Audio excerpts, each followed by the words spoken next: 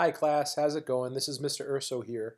I just wanted to provide some feedback for you, some general comments really, for the work that was done in week 2 of our class. So you can see I have a little presentation here that I'm going to walk through with you, and we'll pretty much just go from there, okay? First off, just wanted to say regarding the discussions, wow, thanks guys for sharing some of the stories that you guys shared regarding where you've come from or where you may be going in life. Absolutely amazing. It's awesome to see the level of sharing that I'm seeing in the discussion boards, and it's really obvious to me that nice cordial comments are not only being shared, but people are pretty transparent about their stories, and I think that's just a great thing. So please keep it up. Excellent work in the discussions portion of our class. As far as the part reviews go, looking good in general. One thing that I've noticed is that there have been some students who are still only providing answers and are not writing out the questions. That tends to be the way that students are losing points on the part reviews.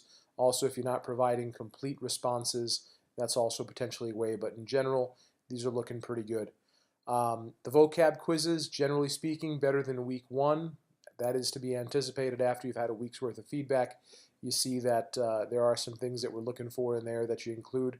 One of the things to remember, if you are one of those students that is getting marked off some credit, usually it's in the area that not necessarily all elements of the prompt are being included in your response. In particular, this past week, you were asked to connect an idea from Father Barron's video, and if you missed that, then that wouldn't have allowed you to receive full credit from that and so on. So make sure that every element of the prompt is being covered in your response, and doing that will certainly help to allow you to receive a better grade in the vocab quiz section.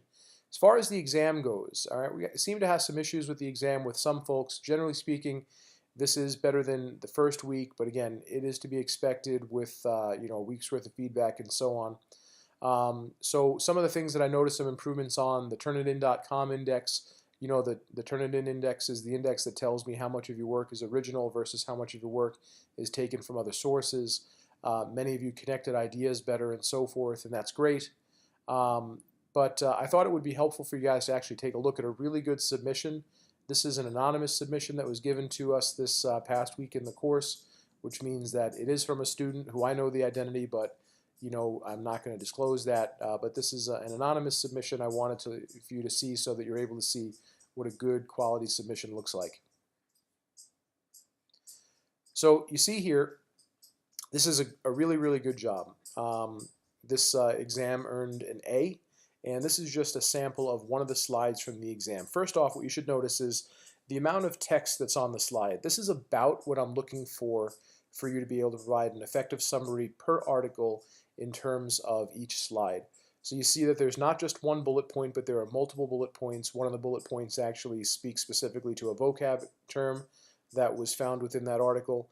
But you see that the 3 bullet points, or the 4 bullet points, excuse me, that are there for summary are really just walking us through the content, but they're doing so in a way that, number one, it's not copied and pasted from the text, it's paraphrased, it's summarized, it's synthesized, it's putting this material into the student's own words.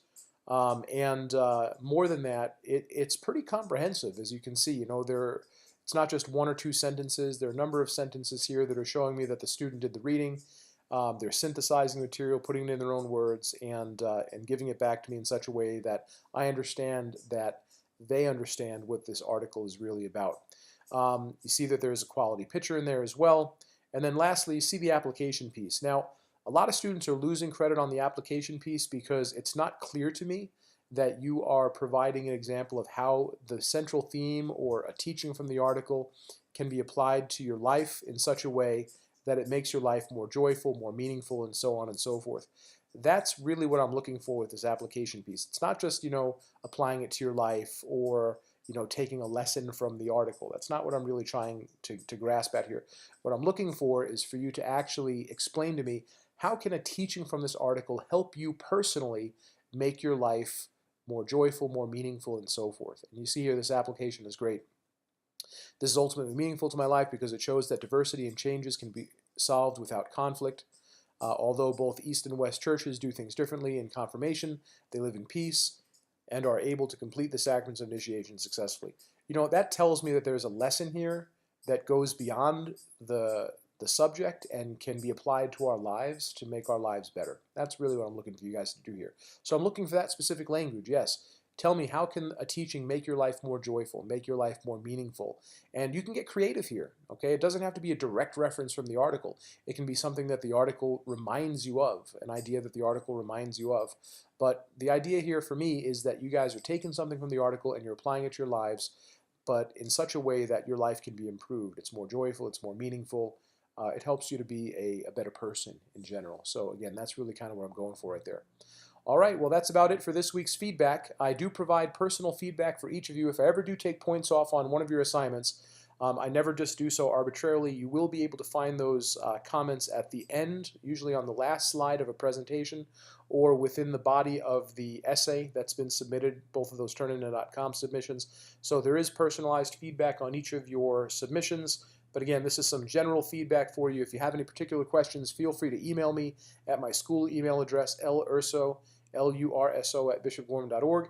Thanks so much. Hope you have a great week. Good luck on the week 3 stuff. It's already starting to come in. Looking forward to getting through it all with you. And have a wonderful rest of your week. Great weekend. And we'll be talking to you soon. Take care. God bless. Bye.